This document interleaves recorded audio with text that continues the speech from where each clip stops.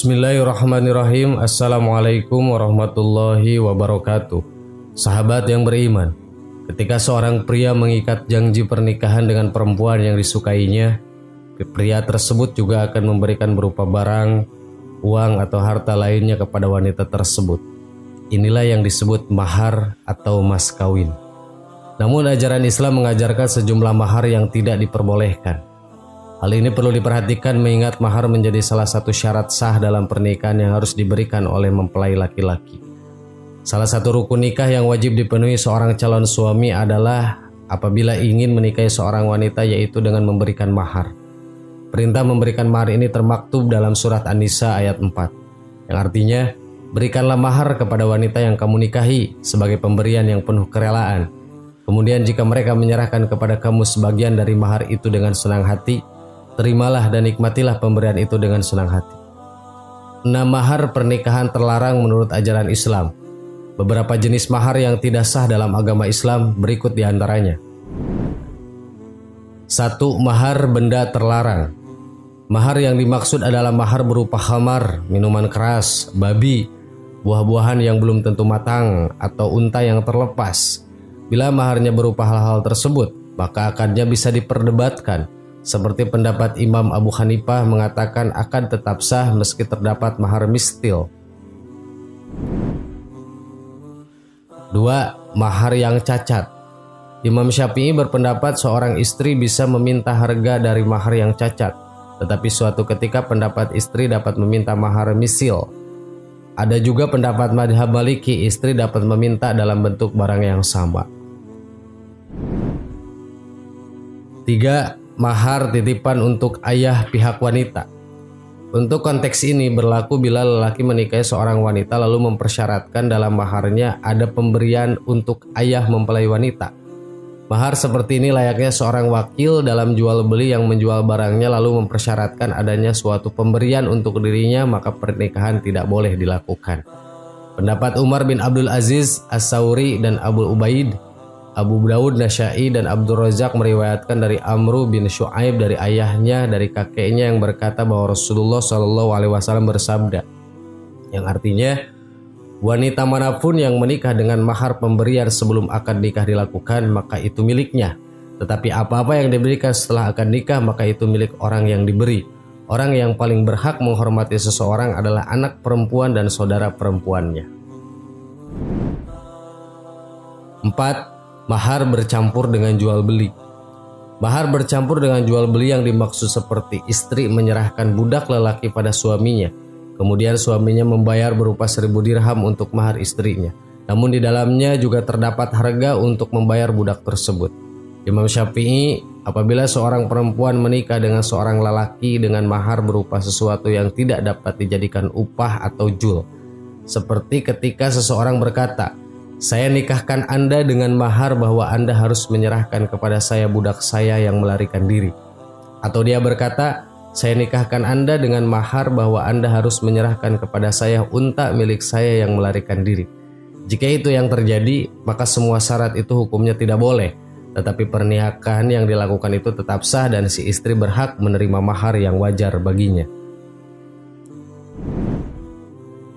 5. Mahar yang memberatkan. Mahar yang memberatkan juga dilarang dalam ajaran Islam.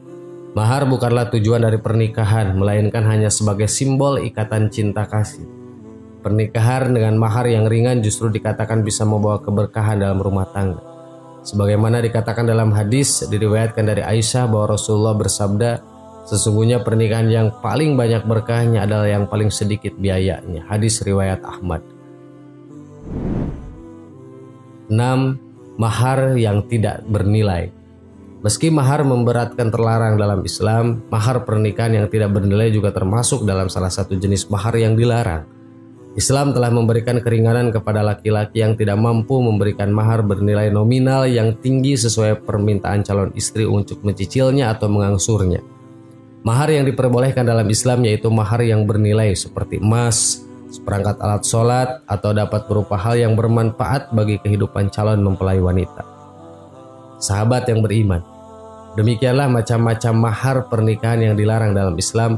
Untuk itu mahar yang baik harus sesuai dengan syarat-syarat mahar. Wallahu a'lam. Wassalamualaikum warahmatullahi wabarakatuh.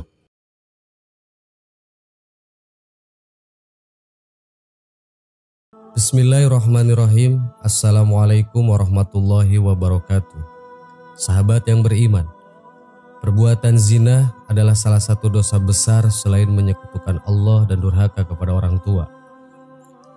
Adapun seorang yang melakukan zina umumnya akan tergiring ke jalan yang sesat. Akan tetapi karena seperti yang kita tahu bahwa Allah Subhanahu wa taala memiliki sifat Maha Pengampun, maka ada beberapa amalan yang bisa dilakukan supaya dosanya diampuni dan mau bertobat kepada Allah atas segala yang sudah diperbuat. Nah, kira-kira seperti apa taubat yang bisa diterima oleh Allah atas dosa berzina? Sebenarnya di dalam ajaran agama pun, kita sudah diperintahkan untuk menjauhi perbuatan keji seperti berzina. Jadi perbuatan tersebut merupakan dosa besar yang sangat terlarang.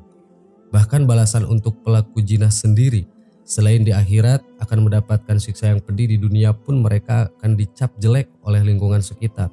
Bahkan kehormatan di mata orang lain sudah tidak ada. Begitu juga di mata Allah Subhanahu wa taala. Sekarang ini apabila kita amati, perilaku zina memang merupakan yang sudah umum dan banyak dilakukan khususnya oleh kaula muda yang buta akan pendidikan agama. Adapun mayoritas dari mereka sudah dipengaruhi oleh budaya luar yang mana cenderung menyesatkan manusia dan tentunya sangat bertentangan dengan budaya timur maupun agama Islam.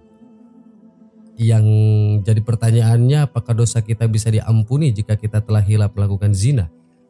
Seperti yang saya bilang sebelumnya bahwa Allah Maha Pengampun, maka secara otomatis semua orang diberikan kesempatan untuk bertaubat asalkan dengan sungguh-sungguh dan tidak hanya dari lisan saja, melainkan juga dari hati dan perbuatan. Sebenarnya ada 3 syarat utama yang bagi pelaku zina yang harus dipenuhi jika ingin dosanya diampuni oleh Allah Subhanahu wa taala. Adapun 3 syarat penghapus dosa zina itu adalah sebagai berikut. 1. Taubat dari zina. Bagaimana cara bertaubat dari pelaku zina? Caranya yang tentu saja dengan berhenti melakukan zina. Karena taubat adalah sesuatu yang sebenarnya wajib dilakukan oleh umat muslimin, karena bagaimanapun juga manusia itu tempatnya hilaf. Apalagi jika kita melakukan perbuatan dosa besar, tentu saja taubat yang dilakukan juga harus sungguh-sungguh. Taubat gerbang perubahan perilaku. Logikanya, orang yang mau bertaubat dengan sungguh-sungguh maka dia akan berhenti untuk melakukan zina dan berupaya untuk memperbanyak amal baik. Dengan demikian, pintu maaf dari Allah akan terbuka lebar untuk seseorang tersebut. 2. Menyesali perbuatan. Setelah bertaubat, pastinya kita harus menyesali atas dosa besar yang sudah kita lakukan. Penyesalan itu harus diwujudkan dan tidak hanya di lisan saja. Karena kita juga harus membersihkan hati kita agar tidak terdorong untuk melakukan maksiat lagi. Seseorang yang sudah mempunyai penyesalan sampai ke dalam hati, biasanya dia akan konsisten untuk tidak melakukannya lagi di masa depan. 3. Tidak melakukan maksiat lagi atau taubatan nasuha. Mereka yang dari hati bersungguh-sungguh untuk bertaubat, maka dia tidak akan mengulangi dan terperosok ke dalam lubang kemaksiatan yang sama. Jadi seseorang tersebut akan senantiasa menjaga diri dan menahan diri dari tindakan kemaksiatan itu lagi.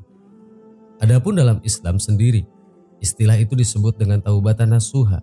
Jadi taubat yang dilakukan dengan sungguh-sungguh dan tidak akan dilakukan lagi. Jadi demikianlah 3 syarat utama dan yang paling penting supaya dosa zina yang telah dilakukan bisa diampuni oleh Allah Subhanahu wa taala. Akan tetapi dosa yang sudah dilakukan tersebut tentunya tetap akan mendapatkan balasan di akhirat nanti atau dikenal dengan istilah hukum Uhud. Adapun salah satu contoh perilaku yang erat dengan hukum Uhud itu ya zina itu tadi. Oleh karena itu sudah sepatutnya kita memohon kepada Allah agar dihindarkan dari perbuatan dosa besar. Lalu bagaimana jika perilaku zina itu dilakukan oleh mereka yang sudah menikah? Apakah sama dengan mereka yang masih belum menikah? Itu adalah pertanyaan umum yang sering ditanyakan oleh semua orang. Jadi jawaban yang benar atas pertanyaan tersebut adalah dosanya berbeda. Dalam ajaran agama Islam, bagi seseorang yang melakukan zina dan sudah menikah, maka hukuman yang pantas adalah dirajam dengan lempari batu hingga meninggal dunia. Sedangkan untuk pelaku zina yang masih belum menikah, maka hukuman yang tepat adalah memberinya hukuman cambuk sebanyak 100 kali, dan setelah selesai hukuman wajib melakukan taubat nasuha atau taubat dari zina secara sungguh-sungguh dan tidak akan mengulanginya lagi. Wallahu a'lam. Assalamualaikum warahmatullahi wabarakatuh.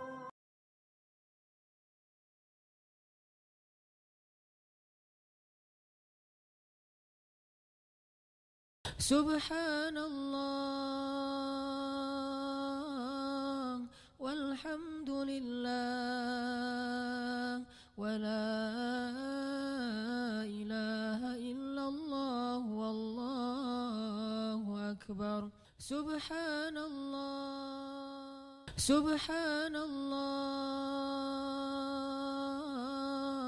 walhamdulillah wala ilaha illallah wallahu akbar. Subhanallah.